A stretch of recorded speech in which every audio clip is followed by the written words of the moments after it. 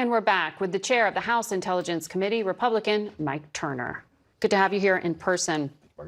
A lot to get to, but I want to just button up on the border because you've been warning, and you have on this program, of your concern of the national security emergency and the risk of terrorism because of the porous border. Mr. Trump has described the border as a Biden conspiracy to overthrow the United States of America. Do you think that's the case? And if so, doesn't that argue for Congress taking up the bipartisan bill in the Senate?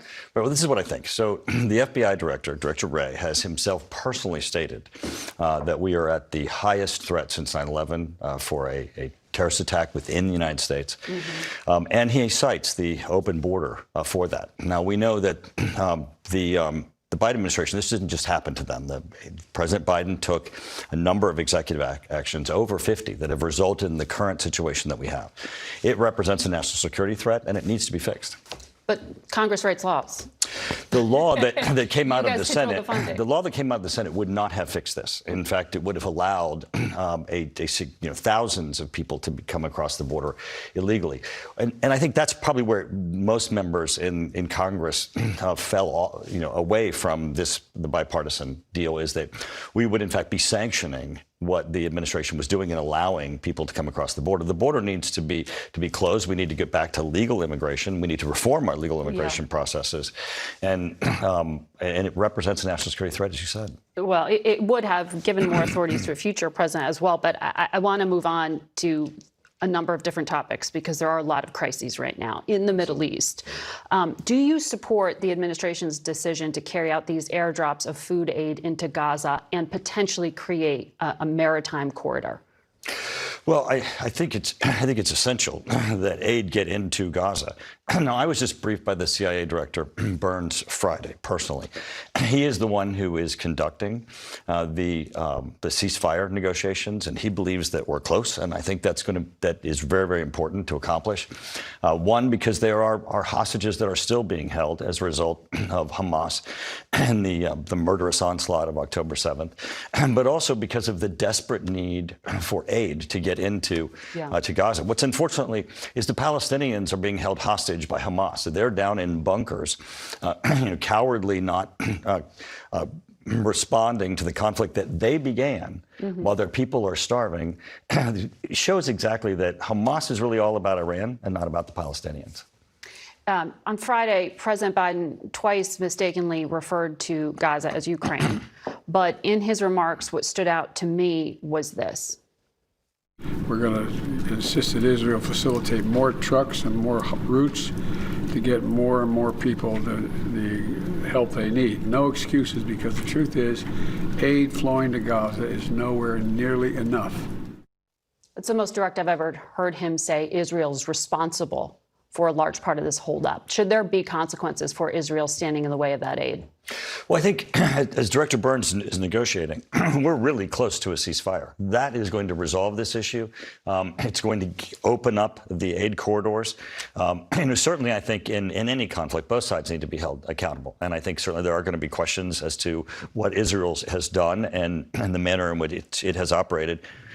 But it doesn't take away from the issue that the Palestinians are in a crisis because of Hamas.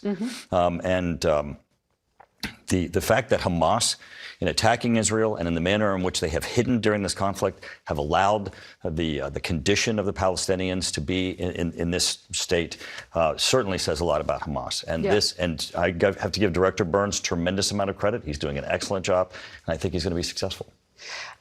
We'll watch those developments as we get closer to the beginning of Ramadan. You raised public concern that got a lot of attention last month.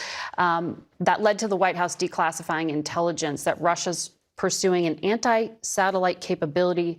Serious concern. They said it would violate a treaty that bans weapons of mass destruction in space. Did your disclosure make a difference here? Do you think the administration is now dealing with it?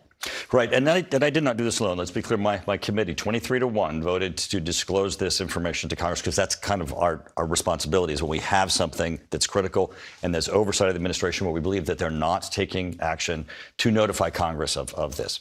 And I do think they were sleepwalking into an international crisis. And I do think that as a result of the fact that we notified the rest of Congress, we did hold the administration accountable and they're taking action. From what I understand, there was conflict within the administration as to what to do. I think Jake Sullivan here needs a tremendous amount of credit for moving on this and recognizing it's important. I can't confirm or deny exactly what this is because they haven't declassified it all. But assuming if you take the news reports to be hypothetically accurate, Jim Himes, my ranking member, has said this. If this is true, this would be the equivalent to a Cuban Missile Crisis in space. Well, unfortunately, we don't have John F. Kennedy as president, and we need an administration that acts and that understands that this is a huge national security and international security threat.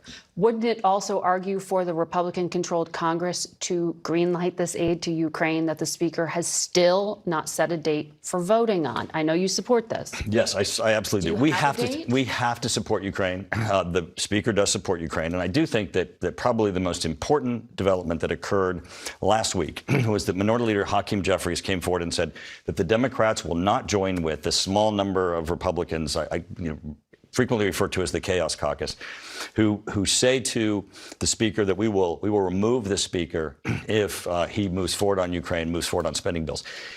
They cannot do that without Democrat support. He said Democrats will not support that. As long as we're moving forward with bipartisan bills, that includes funding the government, that includes Ukraine, that includes Israel. I believe as a result of that step, that Speaker Johnson now has the leeway and the flexibility to work through Congress and the Appropriations Committee. I think it's going to be moving quickly. We're going to get our appropriations. They run out of ammunition in April. They're not completely out of ammunition. I was in Kyiv last month and met with Zelensky also at the Munich Security Conference, and certainly spoke to our military. And they are rationing, but they are not out. This is critical. Yes. We have to support them now or they will lose. And I think the Speaker sees that emergency. Hakeem Jeffries sees that emergency. And I think we're going to see bills hit the floor. We'll stay tuned for when that happens. Mike Turner, thank you for joining us.